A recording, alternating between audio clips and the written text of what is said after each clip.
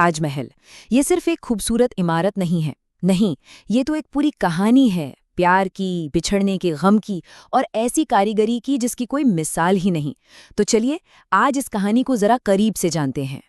तो सबसे पहले जरा इसकी पॉपुलैरिटी का अंदाजा लगाइए। हर साल 65 लाख लोग, जी हाँ, 65 लाख से भी ज्यादा लोग इस अजूबे को देखने आते हैं।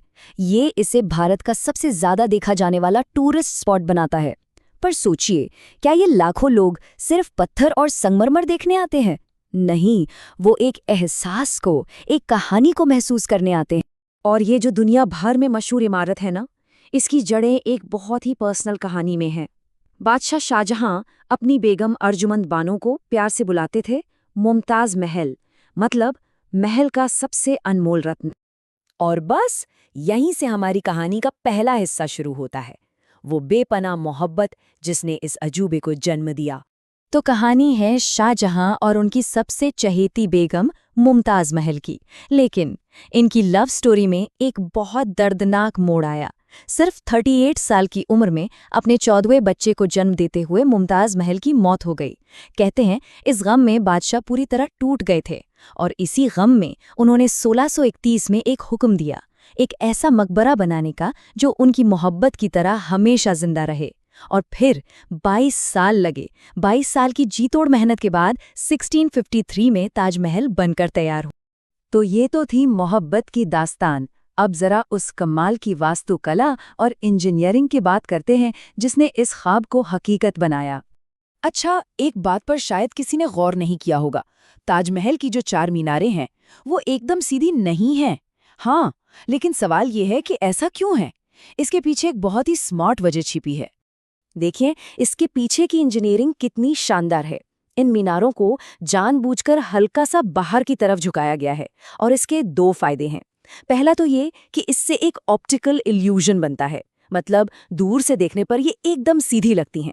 और दूसरा, जो कि ज्यादा जरूरी है, वो ये कि खुदा न खास्ता कभी भूकंप आए और ये मीनारें गिरें तो वो बाहर की तरफ गिरेंगी, यानी मेन मकबरे पर आंच भी नहीं आएगी। कमाल है ना? और बात सिर्फ ऊपर की खूबसूरती की नहीं है, इसकी बुनियाद, इसकी नींव भी इंजीनियरिंग का एक अजूबा है। हुआ ये कि यमुना नदी के किनारे गहरे कुएं खोदे गए, फिर उन्हें पत्थरों और आबनूस और महोगनी जैसी खास लकड़ियों से भर दिया गया। अब सुनने में ये थोड़ा अजीब लगेगा, है ना? लेकिन साइंस ये है कि इस लकड़ी को जितनी नमी मिलती है ये उतनी ही ताकतवर होती जाती है। यानी नदी का पानी इसकी नींव को कमजोर नहीं बल्कि वक्त के साथ और मजबूत बना रहा है। यहाँ नज़रों का एक और जादू देखने को मिलता है। जब मेन गेट से अंदर आते हैं तो वो दरवाज़ा ताजमहल को एक फोटो फ्रेम की तरह कैद कर लेता है। पर मज़े की बात यह है कि जैसे जैसे आगे बढ़ते हैं वो फ्रेम तो बड़ा होता जाता है, पर ताजमहल ऐसा लगता है जैसे वो आपसे दूर जा रहा हो। ये सच में एक हैरान कर देने वाला एक्सपीरियंस है। तो चलिए अब ये देखते हैं कि इस शानदार ख्वाब को सच करने के लिए दुनिया भर से कौन-कौन से हुनरमंद लोग एक साथ आए थे। इस एक इमारत को बनाने के लिए 20,000 कारीगर और मजदूर लगे थे। 20,000। ये उस दौर के सबसे बड़े कंस्ट्रक्शन प्रोजेक्ट्स में से एक था। और ये कोई मामूली टीम नहीं थी, ये एक असली ग्लोबल ड्रीम टीम थी। सोचिए, फूलों की जो बारीक नक्काशी है उसके लिए कारीगर इटली से आए, संगमरमर तराशने वाले बुखारा से, पत्थर काटने वाले बलूचिस्तान से, और जो खूबसूरत कैलीग्राफी है उसके लिए माहिर ईरान से बुलाए गए। दुनिया के बेस्ट लोगों को इकट्ठा किया गया।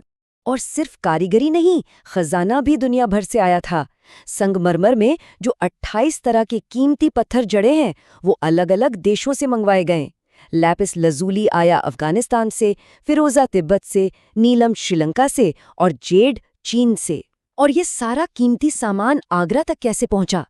1000 से भी ज्यादा हाथियों की मदद से।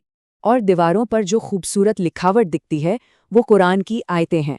पर रुकिए, वो स्याही या पेंट से नहीं लिखी गईं, वो असल में काले पत्थर हैं जिन्हें इतनी सफाई से काटकर सफ़ेद संगमरमर में फिट किया गया है कि वो पेंटिंग लगती हैं। जरा सोचिए कितनी बारीकी और मेहनत का काम हो गई। अब देखिए, जब कोई चीज़ इतनी बड़ी और मशहूर हो जाती है तो उसके साथ कहानियाँ और कुछ विवाद भी जुड़ ही जाते हैं। ताजमहल के साथ भी ऐसा ही है।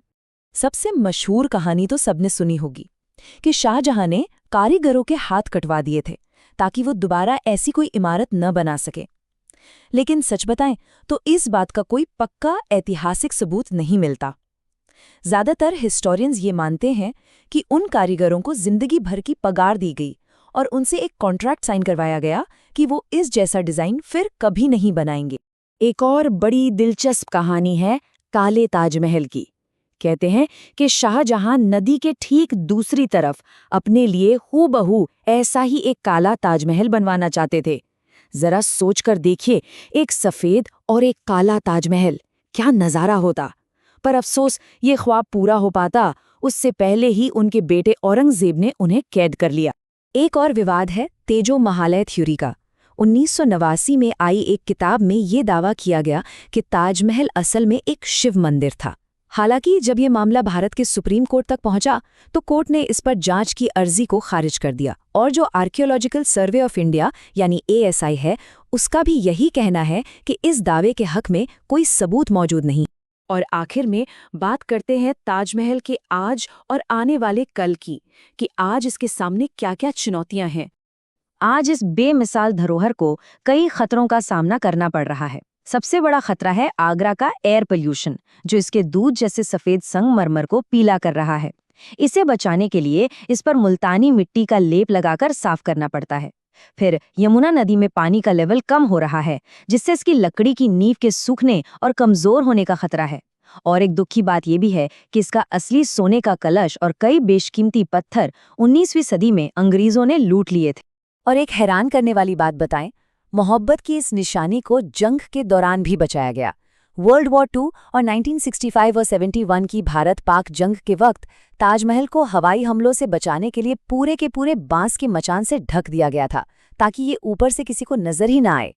तो प्यार की निशानी, इंजीनियरिंग का करिश्मा, कहानियों और विवादों का मरकज, आखिर ताजमहल है क्या?